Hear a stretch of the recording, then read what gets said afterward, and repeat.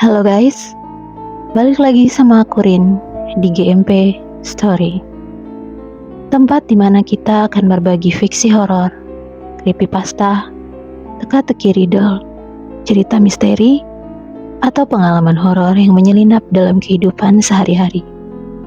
Di video kali ini, kita akan membahas sesuatu yang mungkin lebih dekat dengan kita daripada yang kita bayangkan. Kita seringkali terpaku pada cerita-cerita horor di malam hari atau tempat-tempat yang angker. Tapi tahukah kalian bahwa kadang-kadang ketakutan terbesar justru datang dari situasi biasa yang kita alami setiap hari? Siapa yang pernah merasakan hal aneh saat sendirian di rumah? Atau mungkin kalian pernah merasa ada yang mengawasimu dari tengah keramaian? Pengalaman-pengalaman inilah yang akan kita bahas dalam video kali ini. Dari suara aneh di tengah malam, hingga bayangan yang menghilang begitu saja. Cerita-cerita horor sehari-hari ini pastinya akan membuat bulu kuduk kita merinding. Jadi bersiaplah untuk menjelajahi sisi gelap dari rutinitas kita yang tampak biasa saja. Kali ini Lia akan menceritakan pengalaman horornya selama bekerja. Semuanya bermula ketika ada salah satu dari rekan kerjanya yang meninggal, dan kemudian dimulailah beberapa kejadian aneh yang cukup mengganggu aktivitas Lia dan rekan-rekan kerjanya. Kalian udah siap dengan earphone di telinga kalian? Kalau gitu kita mulai ceritanya sama-sama.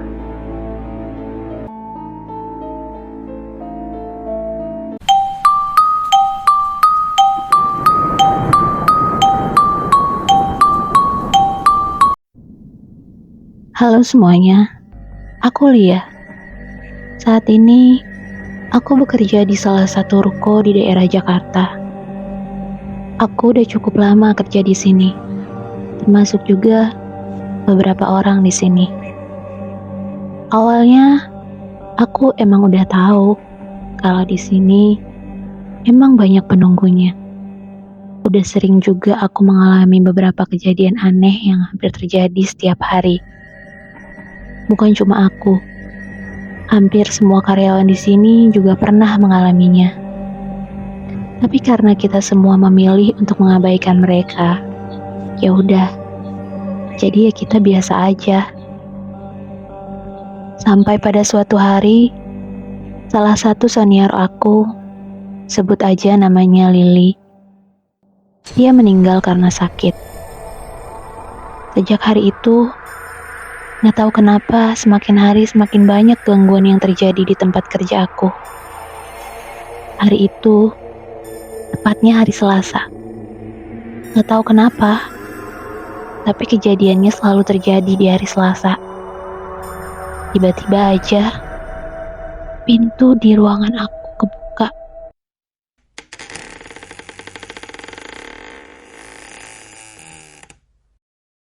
Terus kututup sendiri. Kayak ada yang masuk, terus tutup pintunya dari luar. Atau justru sebaliknya, keluar, terus tutup pintu. Terus, di hari Selasa berikutnya, giliran kursi yang digeser. Kayak ada seseorang atau sesuatu yang mau duduk di sana.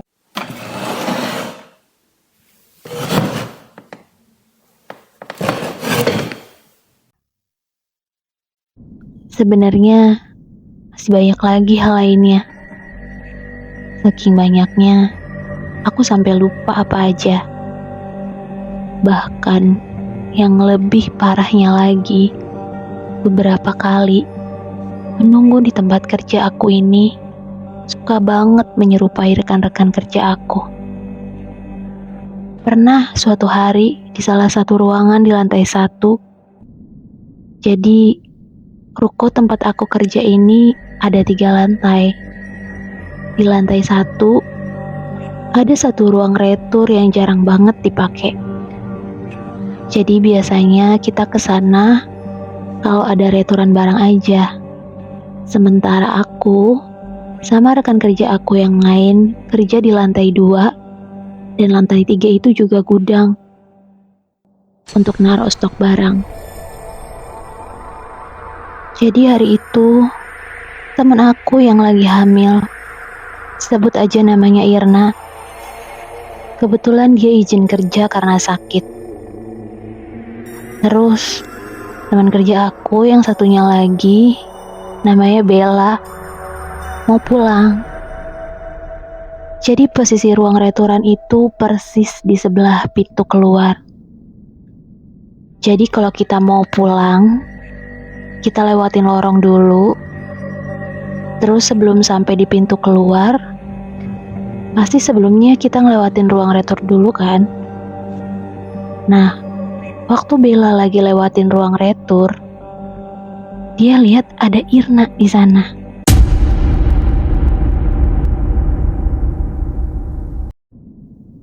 Posisinya lagi munggungin dia, berdiri, tapi nggak tahu lagi ngapain.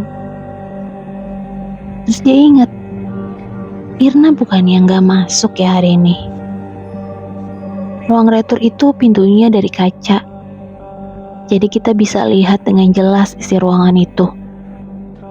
Atau ada orang, atau apapun di sana.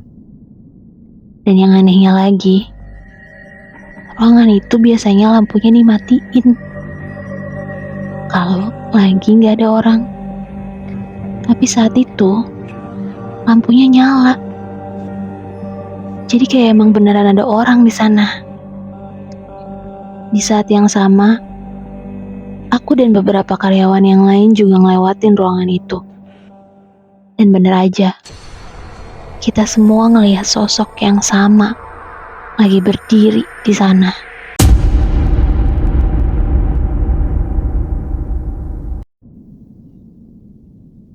Beberapa dari mereka ada yang lebih memilih untuk nggak mempedulikan hal itu dan memilih untuk pulang. Sebagian dari mereka mungkin tahu kalau itu emang bukan Irna, melainkan sosok lain yang emang seringkali menyerupai beberapa di antara kami.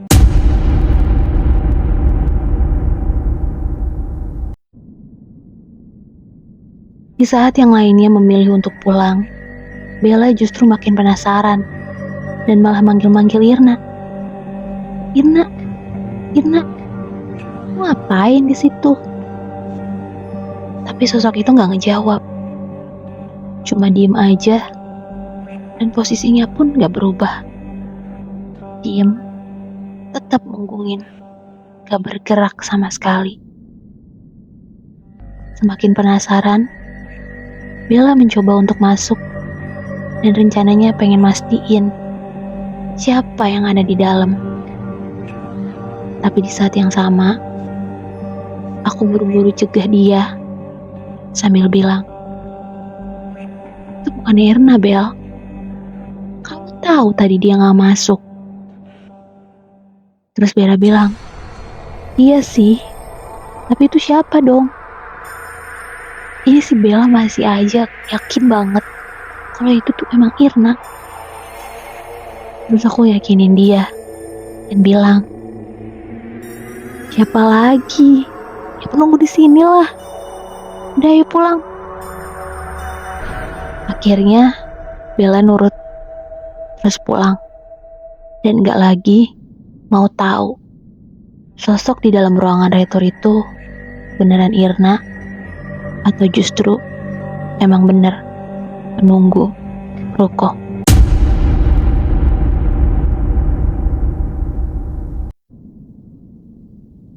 Besoknya kebetulan ada beberapa barang yang harus diretur.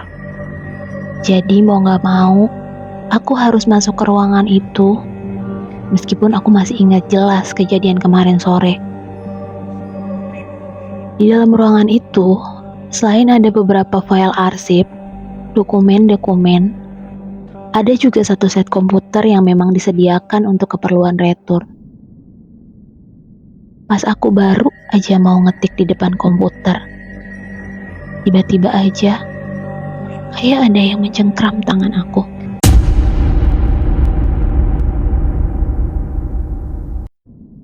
Sumpah, saat itu aku kaget banget. Apalagi posisinya aku sendirian. Dan aku juga masih inget jelas kejadian kemarin sore. Dan bener aja, aku ngeliat ada sosok hitam, gede, tinggi banget, lagi berdiri di samping aku.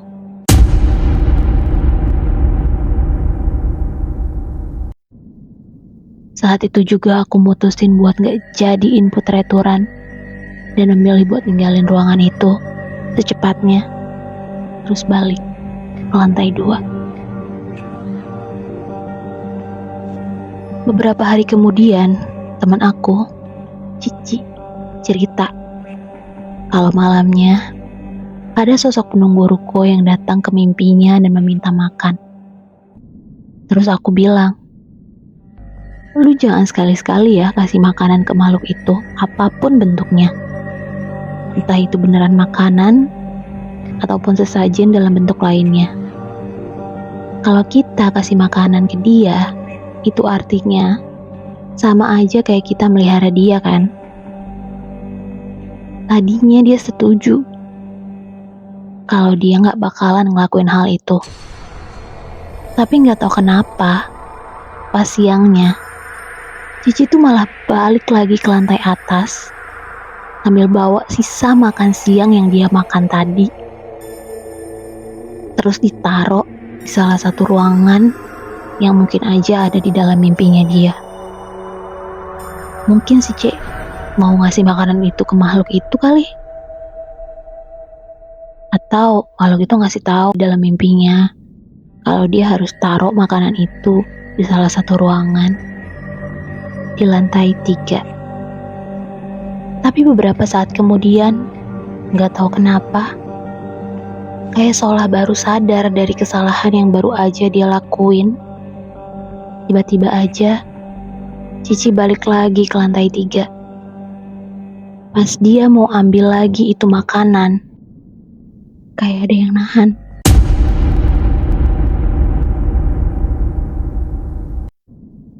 Jadi, seolah-olah kayak ada yang nahan supaya makanan itu gak bisa diambil. Atau lebih tepatnya, makhluk itu kayak gak rela kalau makanannya diambil lagi. Sampai akhirnya terjadi insiden tarik-menarik antara Cici sama makhluk itu. Untungnya, Cici berhasil ambil lagi itu makanan dan dia bawa turun ke lantai 2. Disitulah dia cerita kalau baru aja dia beneran kayak abis berebut makanan sama sosok yang gak kelihatan.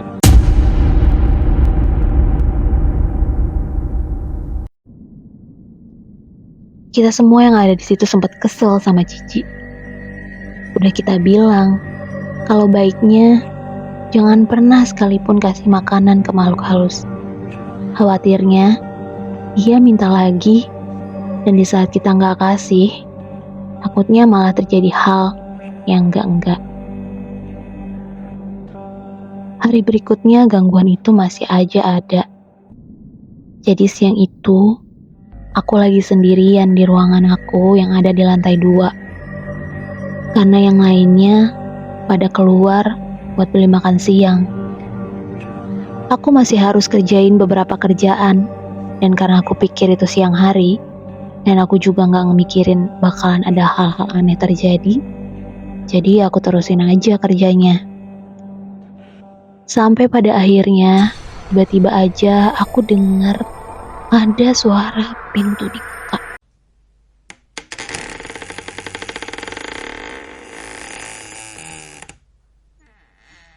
Aku pikir, oh mungkin ada yang udah datang karena udah pada beli makan siang.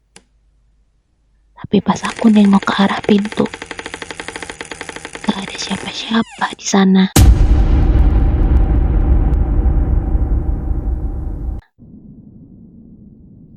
Detik itu juga aku tahu kalau udah pasti ada yang iseng lagi nih. Aku kira udah sekali aja tuh dia nggak mainin pintu lagi.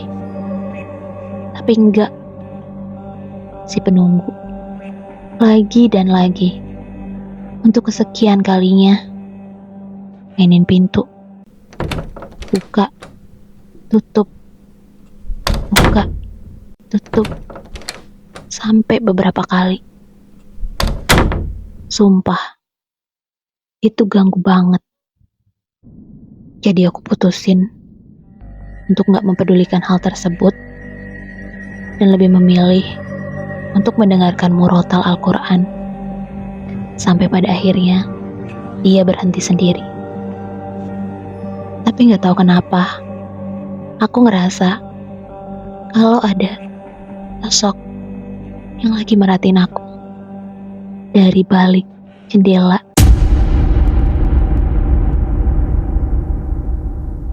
Yang ada tepat di samping aku. Jadi makhluk ini kayaknya senang banget menyerupai, bahkan sampai ngikutin kebiasaan sosok yang dia serupai. Pernah juga waktu itu kejadiannya masih di siang hari. Kita semua yang ada di lantai 2 dengar kayak ada orang yang lagi bersihin kamar mandi. Seingat aku, dulu itu adalah kebiasaan yang sering dilakuin sama Lily sebelum dia meninggal. Saat itu, kita semua ngerasain hal yang aneh. Lagian, di jam kerja gini, selain Lily, gak pernah ada lagi yang suka bersihin atau nyikat kamar mandi. Akhirnya, salah satu dari kami mutusin buat buka pintu kamar mandi. Tapi pas pintunya dibuka, gak ada siapa-siapa di sana.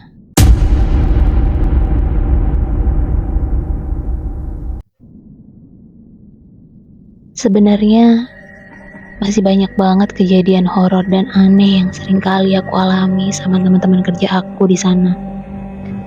Terlebih, yaitu tadi, makhluk itu suka banget menyerupai sosok salah satu di antara kami, terutama ketika kami gak masuk kerja.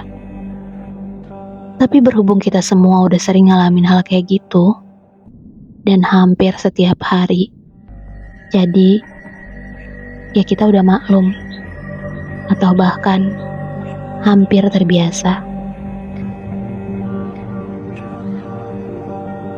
Salut banget sama Lia dan teman-teman kerjanya yang hampir tiap hari ngalamin kejadian horor kayak gitu. Kalau menurut aku, ini udah cukup mengganggu sih. Atau mungkin si makhluk ini kayak emang pengen dinotis keberadaannya. Dia kayak mau kasih tahu kalau dia ada, dan bahkan dia sampai minta makan juga. Tapi balik lagi, kita dan makhluk halus punya dimensi yang berbeda. Kita hidup di dunia kita, dan mereka hidup di dunia mereka sendiri. Ada baiknya masing-masing dari kita gak mengganggu satu sama lain. Tapi, ketika batas antara dunia kita dan dunia mereka bersinggungan, mungkin disitulah kita bisa merasakan kehadiran mereka, atau bahkan melihat sosok mereka.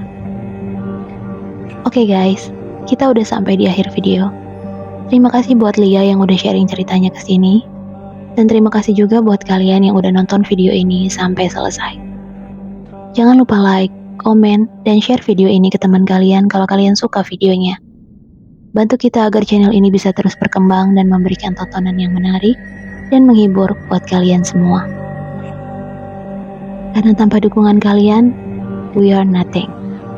Jangan lupa juga buat subscribe dan nyalakan notifikasinya biar kalian gak ketinggalan video-video baru di setiap minggunya. Sampai ketemu di video berikutnya. Bye.